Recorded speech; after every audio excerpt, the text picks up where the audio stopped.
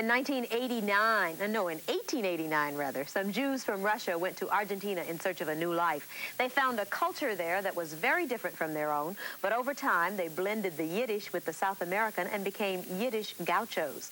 Now a documentary has been done about the history of this little-known community of people. And with me today to tell us more about it is the producer, Mark Freeman. Thanks so much for being with me. This is a fascinating topic to me. When I saw this, when the news release came, Yiddish Gauchos, I was trying to, in my mind, get some concept of what that would be like. What was it like?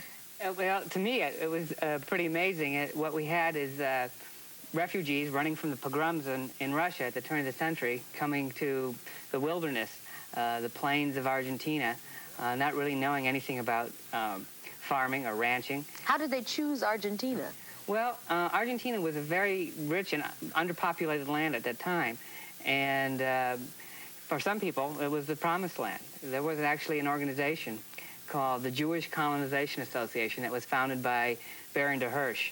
Hirsch was the creator of the Orient Express and a wealthy philanthropist, and they recruited people from Russia and transported them to Argentina and settled them on the land. Well, let's see now. We have a little clip from the documentary. It's called Yiddish Gauchos, and let's see it coming up, talking about what it was like for them and the hard life they had there. Hay varias etapas en el trabajo en el campo. Hay una etapa donde uno tiene que arar, preparar tierra, sembrar. Es un trabajo continuo, unos cuantos meses. Una vez sembrado, cosechado, quedaban trabajos también, pero menos complicados. Yo empecé a trabajar después de haber cumplido 11 años. En aquel entonces las mujeres eran reservadas en su casa, con los trabajos de su casa, con el hogar, con la familia, con el bordado, con el tejido, con la ordeñada de vaca. Pero una pequeña proporción de gente, de mujeres, estudiaban, las mandaban a estudiar, o eran parteras, o eran maestras.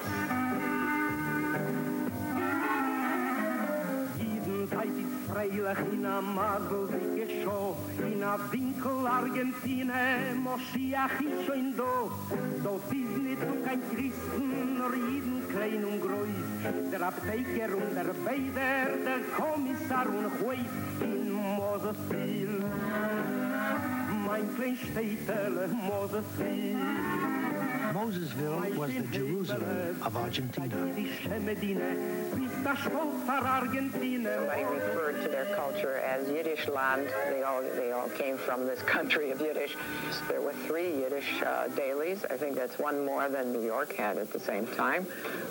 There were weeklies, there were periodicals, there were literary reviews. Very, very vibrant life going on in Yiddish culture. Does that still exist today, that very vibrant Yiddish culture that was started 100 years ago? Well, the Yiddish culture in Argentina is pretty much at the state that it is in the United States. And mostly it's older people who still remember the language. Actually, the development of Jewish culture in Argentina and in the United States was similar through the 30s. But not as many Jewish people went to Argentina as came to the United States. No, but it was people who were coming from the same towns and villages, and there's a lot of travel back and forth between Europe, Argentina, and New York, for example. Now, you were there for how long as you worked on this? An entire year.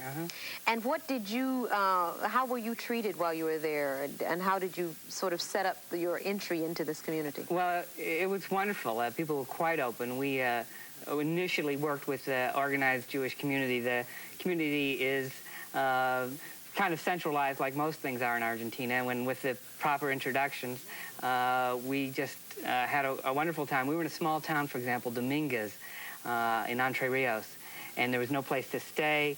It was so tiny, and the municipality provided us with a hotel, a car and driver, the head of the Jewish Museum in this little tiny town, and introduced us to everybody who was anybody who was still living there. Yeah. What kinds of things did, I noticed that one of the women you interviewed in the documentary was 73 years old. What kinds of things did they remember, if at all, from the old country, from Russia? I assume some stories had been passed down to the older people. Well, there's at the beginning of the piece, there's the memories of a pogrom, actually, and a man now in his 80s remembering being a small child in a Russian villages when the soldiers came through and attacked everyone and the bodies were piled up in the streets. On a lighter note, the woman we just saw, Sarah, remembers that they traveled with their feather beds, these great big heavy warm blankets that protected them from the Soviet winters. And the climate in Argentina is not quite so severe. No, not quite. Not like that Russian climate at all. Yeah.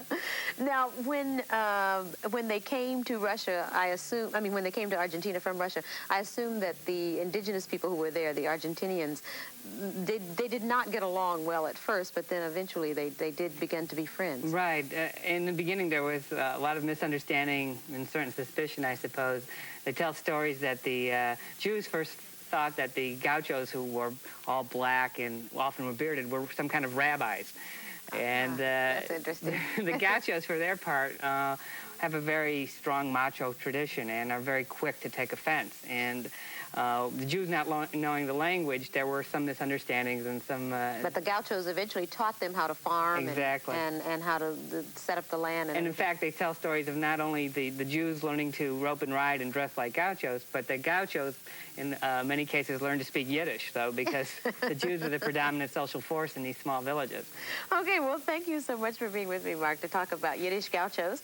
And if you want to see this documentary, you can see it today at noon at the Roxy Cinema right here in San Francisco. And that is it for this edition of Bay Sunday. Thanks for joining me. Come back again next week at 8:30. And we do like to hear from our viewers. You can write to us here at KPIX-TV, 855 Battery Street, San Francisco, 94111. We hope to hear from you soon. Have a great week and a happy St. Patrick's Day. Goodbye.